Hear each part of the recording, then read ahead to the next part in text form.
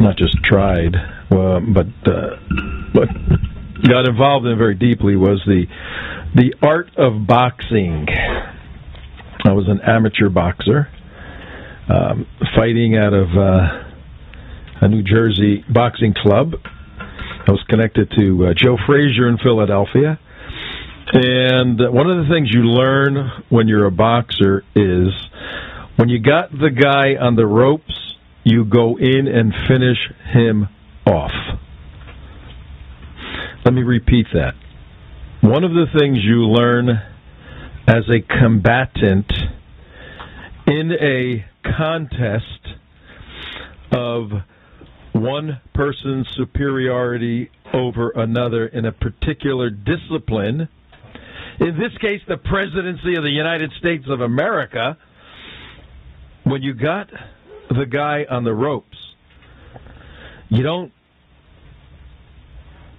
as the attacker do the rope-a-dope. Muhammad Ali's rope-a-dope was when he needed to catch a breather and let the other guy punch himself out a bit, and then he would float like a butterfly and sting like a bee. But when you're the attacker and you have your opponent on the ropes, Mr. Romney, Mittens Romney, what's up, Mittens?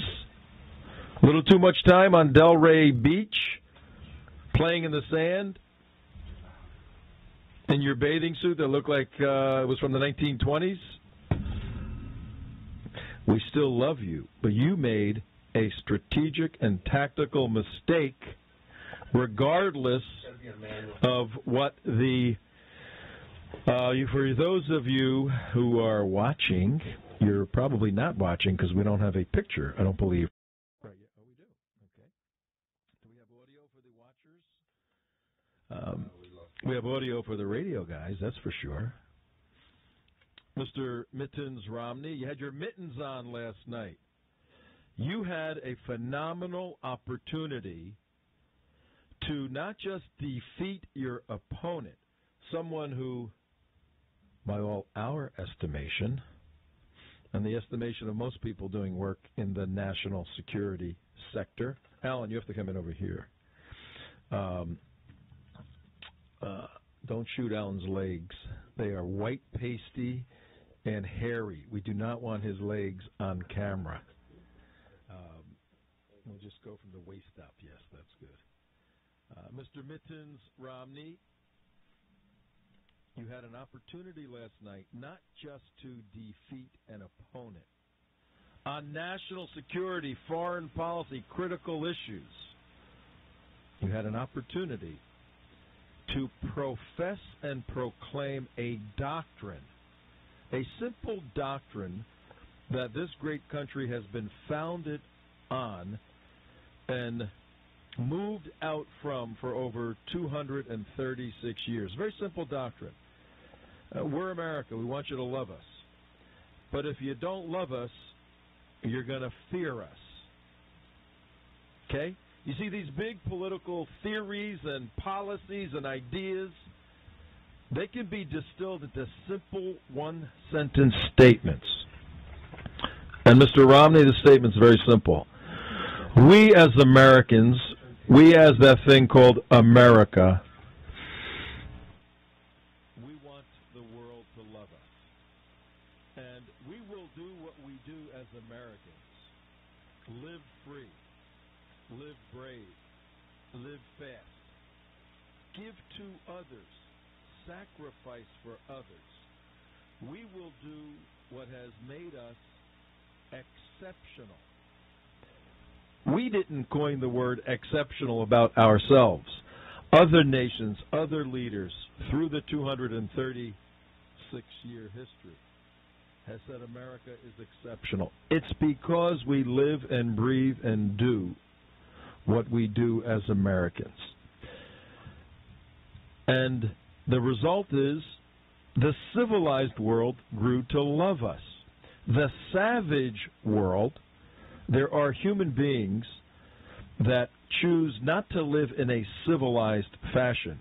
They choose to shoot 14-year-old girls who want women to be able to read books in Pakistan.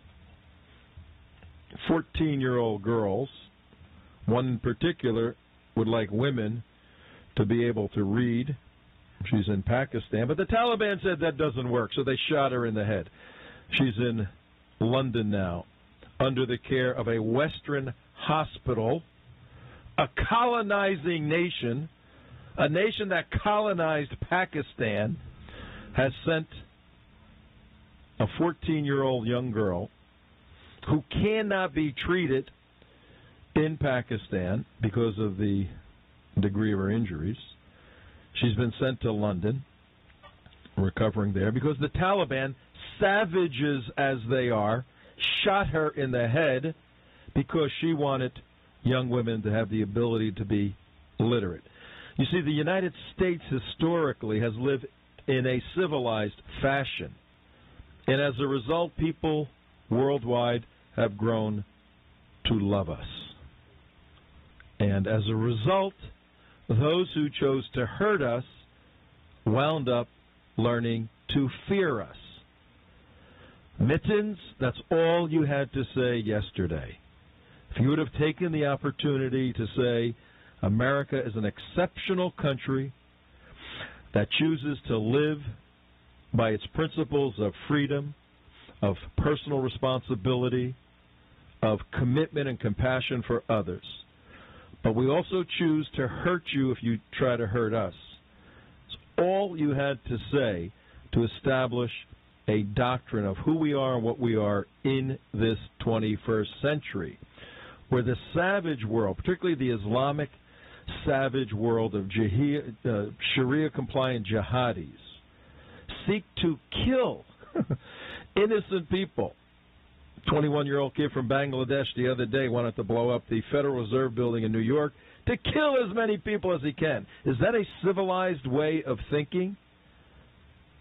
Mr. Romney, when you look at that individual and extrapolate from there, that's the threat.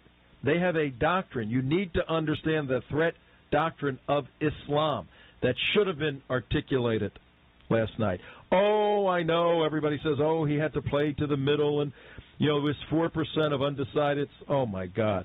If you're undecided, ladies and gentlemen, at this point of the game, my heart goes out for you. And now these undecided people are so embarrassed of not knowing what they're doing that they're saying, well, we're not undecided between black and white, you know, left and right, up and down, the clear distinctions between President Obama and Mitt Romney.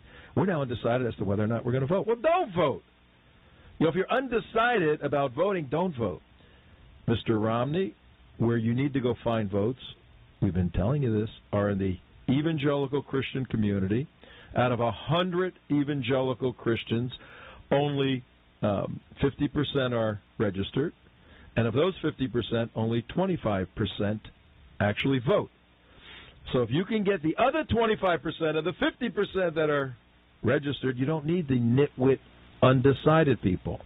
In Florida alone, you got 1.6 million veterans.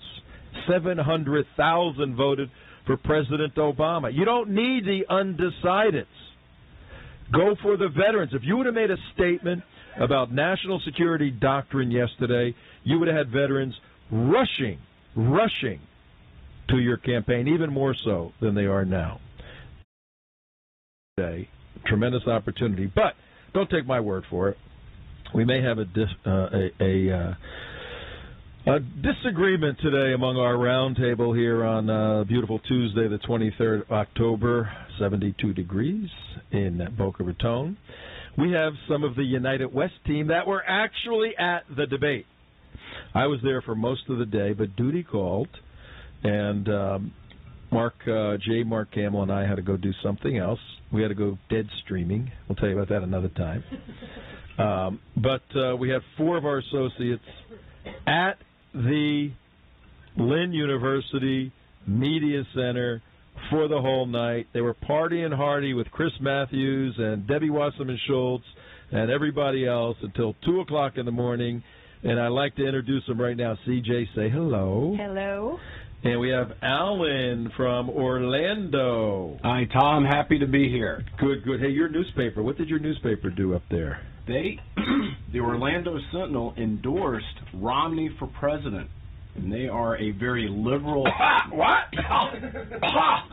What did you say? I said that Orlando Sentinel endorsed Romney for president, which is unbelievable. That's a Tribune company, the Chicago Tribune and L.A. Times? Yes. Oh, my God. Shocked the Central Florida area. Now, why? Why'd they say? What was the... There are a lot of very upset people within Central Florida who were appalled that the Sentinel would actually endorse Romney. But it also showed that the Sentinel can be unbiased and print the truth in this. Strange as it may be. Or they had a psychotic moment of insanity. Maybe they had a psychotic moment of insanity. But it could be a signal across the country that this could be a trend, maybe an unspoken trend, but a trend nonetheless that needs to be looked at seriously and analyzed as we go into the November 6th election. Yes, and notwithstanding my gentle spanking of Mittens, we are in support of him and believe he is the guy for solving the economic issues, which are critically important. But we are national security analysts. That's what we do. So it drove me crazy watching that debate last night. Here's what we're going to do today, ladies and gentlemen. You're with Tom Trento, Alan Corman, CJ, and the guys. We are at TrentoVision.tv, our 2 to 3 o'clock hour. We have an announcement to make. I can make it now. I'll make it in a little bit. A cool announcement, like Donald Trump's announcement. Did you hear about that? Hey, I got a big announcement on Wednesday. I heard he was going to make a big announcement, and... On Wednesday, I'm making it. That's Trump. Big, shocking announcement. Have you heard about this? No, sir, I haven't. No. Have you heard? No. Have you heard? Yes. 1 out of 10 over here. Joe heard. Donald Trump is making a gigantic announcement Wednesday that could change the course of the campaign. It's about Obama. That's all he'll say.